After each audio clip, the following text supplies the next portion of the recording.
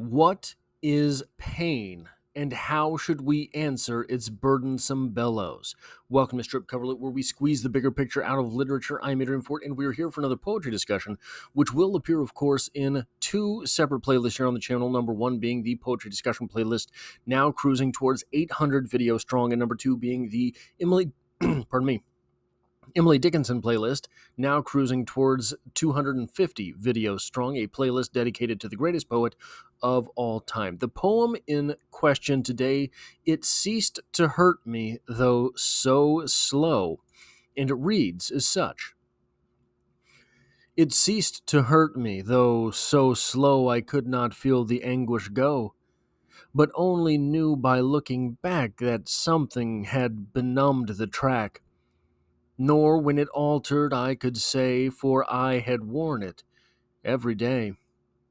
As constant as the childish frock I hung upon the peg at night, but not the grief that nestled close as needles ladies softly press to cushions, cheeks, to keep their place. Nor what consoled it I could trace, except whereas 'twas wilderness, it's better, almost peace. Like this final stanza. Nor what consoled it, that pain I could trace, except whereas 'twas wilderness, it's better, almost peace, but not quite peace.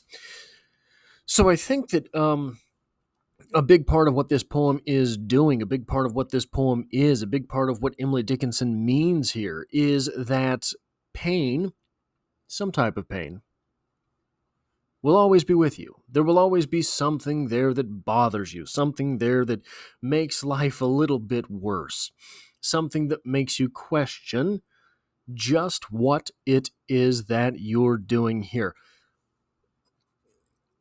Part of me wonders if, so I know someone who's always complaining about this or that. One thing or another, there's a complaint there, right? But what happens with this person is, my knee really hurts, really a lot of pain there. And that'll be the story for a couple weeks. And then, God, oh man, I slept wrong and my neck just hurts. And you almost have to wonder if it's one pain masking another. All of a sudden, this neck pain, is that more powerful than your knee pain? Or are you constantly in this mode of complaint, and so you find something and you somatoform it into something worthy of complaint? You don't really have a neck pain, and you didn't really sleep on it, but your knee doesn't quite bother you anymore, so you got to have something to talk about. I wonder about that, and I wonder about that because it seems by one way or another, that is present at all times for a lot of people. So I notice for myself, it's almost like I have this pervasive need to be worried about something or paranoid about something. Or did I turn the stove off? Did I do that? And then it gets into my head that, no, you must not have done that. I've always done it. Did I turn the sink off after I brushed my teeth? I didn't forget that, did I? Of course I didn't forget that, but I'll worry about it. So while that's different, I think, than for example, if the pain here was losing someone, that's different, but it's not 100% different. There is something similar there. There is something real in that place that is a space holder in the mind. And there's two different ideas of ways to deal with pain. So there's stoicism, right, which says, shut up and take it. But there's two other ways that I want to talk about here. I talk about stoicism too much. Probably I talk about existentialism too much, but here we go. Existentialism is a family of, so this is from Wikipedia. Both of these are from Wikipedia, but They're pretty good.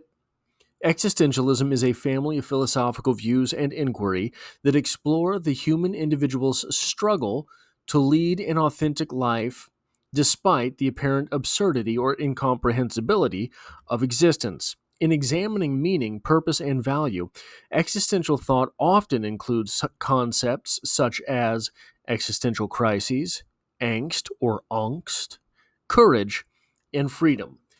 Basically, what existentialism says is that, oh, hey, yeah, life's gonna suck.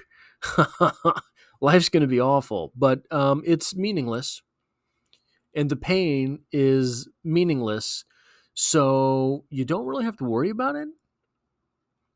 It's gonna be there. It's gonna suck. So just don't pay any attention. Don't let it bother you. It's absurd. The pain is absurd. It's absurd that your family members mean so much to you. Why? Because you all came out of the same place, right? Why? Who cares? Who cares? They don't know what you've been through. That's what existentialism says. Then there's amor fati, closely associated with Nietzsche. Amor fati is a Latin phrase that may be translated as love of fate or love of one's fate. It is used to describe an attitude in which one sees everything that happens in one's life, including suffering and loss, as good, or at the very least, as necessary. Amor fati is often associated with what Friedrich Nietzsche called eternal recurrence, the idea that everything recurs infinitely over an infinite time period. From this, he developed a desire to be willing to live exactly the same life over and over for all eternity. That sounds painful. But the answer here is a little bit different. So in existentialism, the answer is, well, it's going to suck. So you might as well laugh. In amor fati, the answer is, oh, it's going to suck. And there's a meaning to it. There's a reason for it. You might as well love it. Love the suck. Pause. And of course, to go back to it, Stoicism says, hey man, maybe it sucks. Are you thinking about it? What for? Right? Stoicism says that you will always find more suck. So get used to sucking. I don't think any of these concepts are really at play in this poem, but I think that, so why talk about them, right? So I think that what is at play in this poem is the idea of everlasting pain, ever present pain. And I know that it says, oh, it goes away at the end of the poem. The pain's not there. Uh, it's better, but it's not completely. It's almost peace. It's not peace. It's almost peace. Not even good, right? Not even something positive or plus. It's almost peace. So this suggests to me that Emily Dickinson is stating that the pain will always be there. The pain always has been there. The pain always, the pain is there right now. I hurt right now. My neck is uncomfortable now. My knee still hurts right now.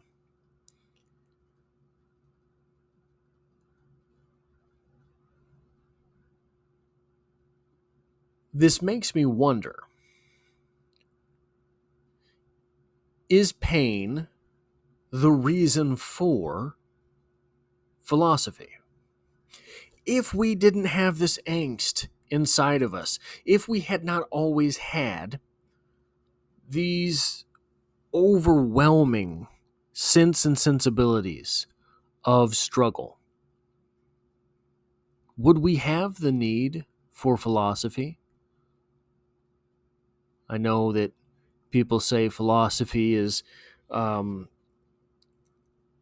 than that. I'm not sure that it is. And what is poetry if not an extension of philosophy? So, Is poetry mainly there because of pain? Well, now that we've had our bright and cheery discussion, that's all I have for this poetry discussion. If you like or appreciate what it is that I do here, hitting a like button really does help me out, as it tells YouTube to share this video with other literature lovers. If you find yourself here by chance but not design, literature is the only thing I talk about on this channel, so consider hitting the subscribe button to stick around for more. There's poetry every Monday, and as always, I hope to have you back for the next one.